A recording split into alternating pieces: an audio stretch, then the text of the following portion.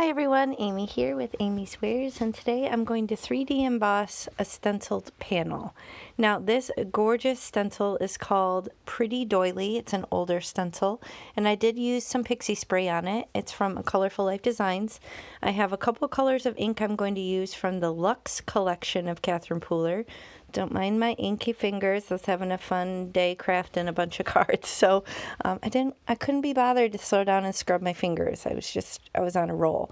Anyway, I have that angled mosaic 3D embossing folder from Altenew, and I'm just going to use my brayer to really press this delicate, beautiful stencil down onto this panel. Now this is A2 size, so 4 1/4 by 5 1/2. It's 120-pound cardstock, and here's a photo of the finished card. So you can see tons of texture, color, interest from the beautiful stencil, and it's just one of my favorite techniques. So bust out your crafty stash and mix and match and combine and see what sort of combinations you can come up with. Or if you want to shop for this fabulous stencil, I wouldn't fault you. Be sure to use my coupon AmyFan10 and save 10% on your complete order if you shop a Colorful Life Designs. So here I'm coming in with this gorgeous green color. Now, I must have Ireland on the mind because I'm looking at this, and this is like 4-leaf clover with the green, and it wouldn't be surprising if I have Ireland on the mind because I am going back there for the first time in, I think it's been 5 years. We're obsessed with Ireland. That place is magic, and we cannot wait to go back. We made some friends when we went there last time, and we're actually going to stay with them for half of the trip, so we're so excited, and I'm sure that is unintentionally, subconsciously coming through in my design here. So here I start with the green in the center, and then I'm coming in with this blue color around the edges.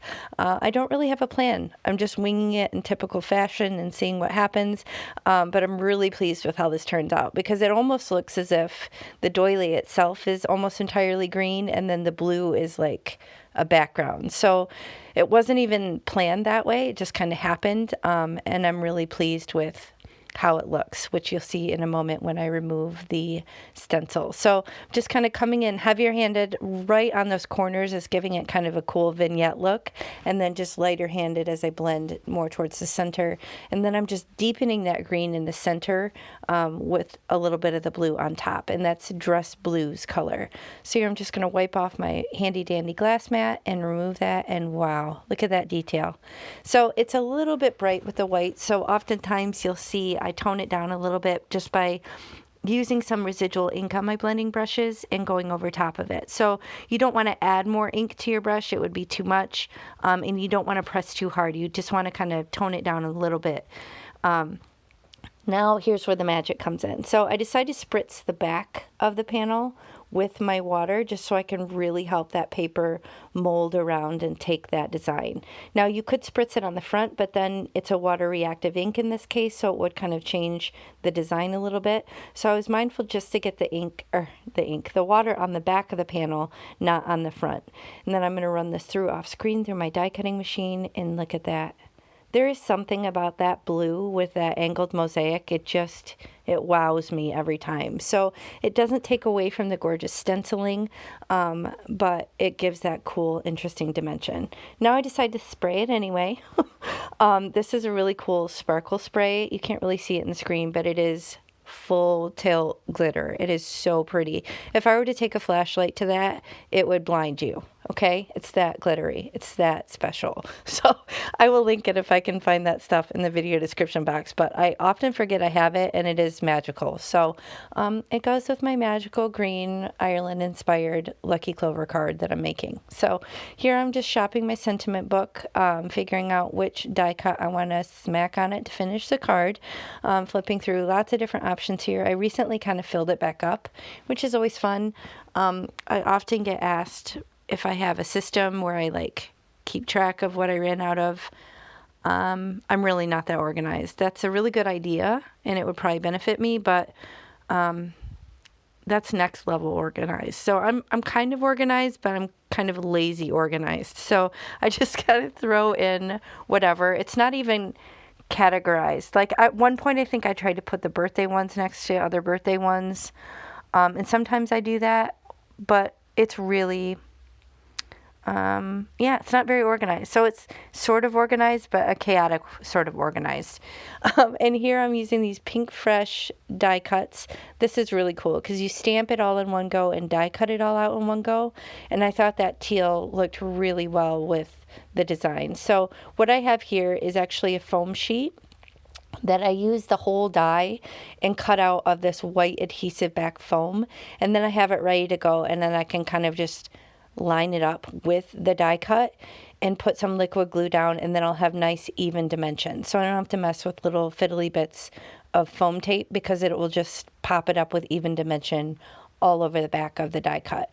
So I chose the Sending Hugs. I'm just using liquid glue. You can either pop it out of the sheet or just leave it in like I'm doing here and line it up, and then just put a acrylic block or some weight on it a minute just to let it cure.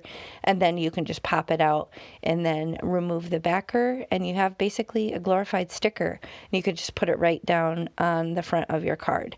So here I'm just going to remove the backer and then figure out where I want this on the composition. But this is a fun way to get nice even dimension. You could also do like a different colored fun foam if you want to switch it up and add even more interest.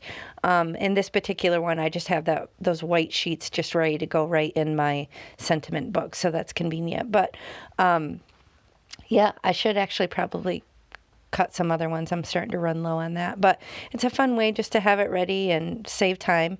Now I'm going to put these little resin droplets. I don't know what brand this is. I actually have them from a few different places, but I will link something similar in the video description box below. So any of the available products, if you expand under the video and scroll down, that's where you'll find the links. And if you do use my affiliate links, it's no additional cost to you, but I might get a small little commission. So I really appreciate that, and that is a really good way to support your favorite crafters or your favorite YouTubers, is to follow their affiliate links, because I promise it won't charge you anything different, but it will support your favorite creators. So here I'm just using liquid glue and my jewel picker tool just to lay these down in odd numbers. So I have 3 on one side, 2 on the other, and this ends up looking like water droplets. So this is some of my favorite embellishments. I just think they're so cool. And since I have a little bit of dimension from the Sending Hugs, I figure I'll add a little bit of dimension from these cool resin drops.